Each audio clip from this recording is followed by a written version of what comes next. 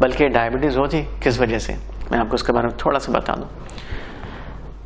हमारी carbohydrate intake अगर हमारी बॉडी की रिक्वायरमेंट से ज़्यादा है तो फिर होता क्या है, देखिए जब भी हम खाना खाते हैं, रोटी में कार्बोहाइड्रेट्स हैं, चावल में कार्बोहाइड्रेट्स हैं, शुगर में कार्बोहाइड्रेट्स, मीठी जितनी भी चीज़ें, फलों में कार्बोहाइड्रेट्स हैं।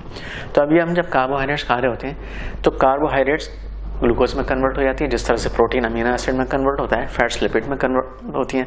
अब ये कार्बोहाइड्रेट सब ग्लूकोज में इनका सब एंड रिजल्ट, सुक्रोज हो, फ्रक्टोज हो, कोई भी शुगर हो, चाहे रोटी की शक्ल में अनाज हो, सबको कार्बोहाइड्रेट में कन्वर्ट होना है ग्लूकोज में। अब ग्लूकोज में कन्वर्ट हो गई, ग्लूकोज स्पाइक बढ़ जाती है बॉडी में, नॉर्मल 80 to 120 है, वो बढ़ जाती है। तो अब क्या होता है कि इंसुलिन क्या करती है कि उसको मैनेज करने के लिए इस ग्लूकोज को, इसका यूटिलाइजेशन ये है कि ये ग्लूकोज मसल सेल में चली जाए। अच्छा, मसल इसकी लैंग्वेज, ये ग्लूकोज का अगर ग्लूकोज जाएगी डायरेक्ट सेल्स तो वो उसको वेलकम नहीं करते हैं, मसल समझते हैं इंसुलिन की लैंग्वेज, तो उसको फिर इंसुलिन सेक्रेशन फॉर्म हो जाता है। जब इंसुलिन सेक्रेट होती है तो ये मसल के जो सेल्स हैं उनके लॉक को फिर खुलवाती है, फिर ग्लूकोज मॉलिक्यूल्स उसके अंदर एंटर हो जाते हैं। इस तरह से हमारे सेल्स इस ग्लूकोज का in the form of energy जो एटीपी है माइटोकॉन्ड्रिया के थ्रू, ये हमारी बॉडी को इसको इस्तेमाल कर लेते हैं और हमारी बॉडी को एनर्जी मिलती है, विच इज़ फाइन। लेकिन कभी कभी क्या होता है कि हम ज़्यादा मकदार में खा रहे हैं कार्बोहाइड्रेट, जितनी हमारी बॉडी को ज़रूरत है उससे ज़्यादा, ओवरलोडिंग। तो फिर क्या होता है कि बार बार इंसुलिन का सिक्रेशन हो रहा है, बार बार उसको दरवाज़ा खोलवा रही है। यानी अगर मिसाल के तौर पर आपका दरवाज़ा एक बार कोई नॉक करे आप खोल देंगे, 2 बार नॉक करें, अब बार बार आपको परेशान कर, फिर आप जो है ना फिर कहेंगे भाई हम इनसेंसिटिव हो जाएंगे, वो नॉक करने तो मैं नहीं खोलता। इसी तरह से फिर ये सेल्स इनसेंसिटिव हो जाते हैं इंसुलिन, जिसको कहते हैं इंसुलिन इनसेंसिटिविटी हो गई है, यानी अब सेंसिटिव नहीं रही है कि उसको वो खुलवाए। तो फिर क्या होता है, ब्लड शुगर ऊपर बढ़ने लगती है, अंदर नहीं जाती। कभी कभी ग्लूकोज ओवरलोडिंग हो जाती है, सेल्स के अंदर इतनी ग्लूकोज ऑलरेडी मौजूद है, वो किधर उसकी जगह नहीं है उसको एकोमोडेट करने के लिए, फिर इनसेंसिटिव सुनती नहीं है। तो अब क्या होता है कि इंसुलिन के पास एक और फॉल बैक प्रोग्राम है, यानी अल्लाह सुब्हानहू ने कितनी हमें यानी चीज़ें यानी मैक्सिमम दी हैं कि इसको हम अभी भी हम अपनी बॉडी को सही करना चाहें सही कर सकते हैं। तो उसका एक फॉल बैक प्रोग्राम इंसुलिन का क्या है कि वो इस एक्स्ट्रा, अब जो ग्लूकोज है, क्योंकि ब्लड शुगर बढ़ रही है, अगर शुगर बढ़ जाती है, ग्लूकोज बढ़ जाती है सिस्टेमिक सर्कुलेशन में, तो डेंजरस है ब्रेन के लिए, हाइपरग्लाइसीमिया हो जाता है, कोमा में भी जा सकता है। तो उसको मैनेज करने के लिए क्या करती है इंसुलिन कि इस जो एक्स्ट्रा ग्लूकोज है उसको फैट में कन्वर्ट करना शुरू कर देती है, ट्राइग्लिसराइड में कन्वर्ट शुरू कर देती है, फिर स्टोर हो जाती है। तो इससे क्या होता है कि ब्लड शुगर तो मेंटेन हो जाती है लेकिन हमारी फैट बढ़ती जाती है, इसलिए फिर टमी पर फैट, बॉडी में फैट, मोटे हम होते जाते हैं। बाज़ औक़ात हमारे पास पेशेंट आते हैं, हम उनसे कहते हैं भाई आप ग्लूकोज को कंट्रोल, कार्बोहाइड्रेट्स को कंट्रोल करें। वो कहते हैं नहीं सर मैंने तो चेक किए, शुगर बिल्कुल मेरी ठीक आती है। तो जाहिर सी बात है क्योंकि आपके इंसुलिन मौजूद है और एक्टिव इंसुलिन है, माशाल्लाह काम कर रही है, तो अभी तो मेंटेन करेगी ब्लड शुगर को।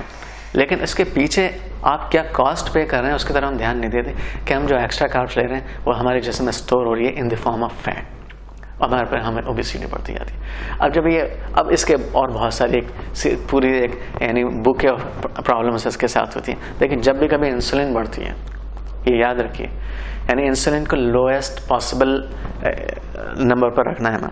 जब इंसुलिन बढ़ती, एक नियामत है इंसुलिन, लेकिन जब हम इंसुलिन को ज़्यादा स्पाइक करना शुरू कर देते हैं उसके पर साइड इफेक्ट्स, यानी इंसुलिन इन्फ्लामेटरी हार्मोन है, यानी इन्फ्लामेशन होती है, अब इंसुलिन निकलता है। फिर क्या होता है, जब स्टोर फैट होती रहती है, आपकी फैट बढ़ती जाती है। फिर इंसुलिन की वजह से क्या होता है, एस्ट्रोजन हार्मोन ज़्यादा निकलना शुरू होता है ना, जो कि फीमेल हार्मोन है। अब बेसिकली जो स्ट्रक्चर हमारा फीमेल टाइप का होता जाता है ना। फिर दूसरा क्या होता है, जो टेस्टोस्टेरोन हार्मोन है वो इफेक्ट होता है, वो कम हो जाता है। फिर हमारे जिस्म में कोई अगर चोट लग जाए तो देर में हील होती है ना, ये सब इन्फ्लामेटरी कंडीशंस की वजह होती है, साइटोकिन्स कम रिलीज होते हैं।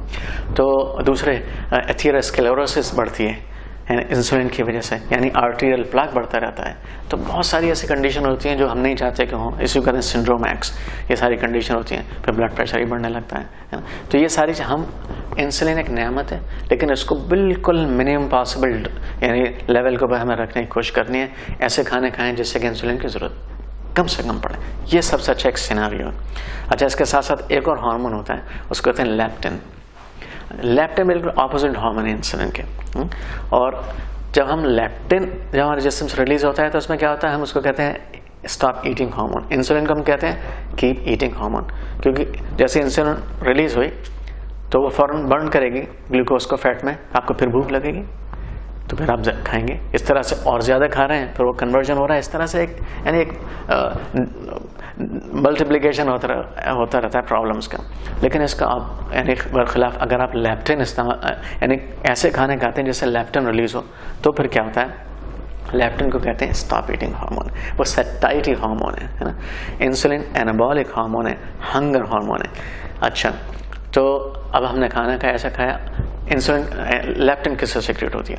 लेप्टिन सेक्रेट होती है जबकि हम फैट खाते हैं या हम प्रोटीन खाते हैं। इससे हमारे जो लेप्टिन का सेक्रेशन होता है। और फिर लेप्टिन क्या करती है, ये कहती है भाई you are done, you feel satiated, आप लगता है भाई खाने की जरूरत है, आप जल्दी खाने से माशाल्लाह कहते हैं भाई अब आई एम डन। तो दूसरा क्या करती है, फैट को बर्न करने पे लगा देती है, ये लेप्टिन काम करता है। और इंसुलिन क्या करती है कि ग्लूकोज को बर्न करके फैट और स्टोर होता है इस शक्ल में। ये ऑपोजिट बिल्कुल हमें ऐसे खाना खाएं जिससे लेप्टिन का सेक्रेशन ज़्यादा हो, ना कि यानी कि इंसुलिन का सेक्रेशन ज़्यादा हो।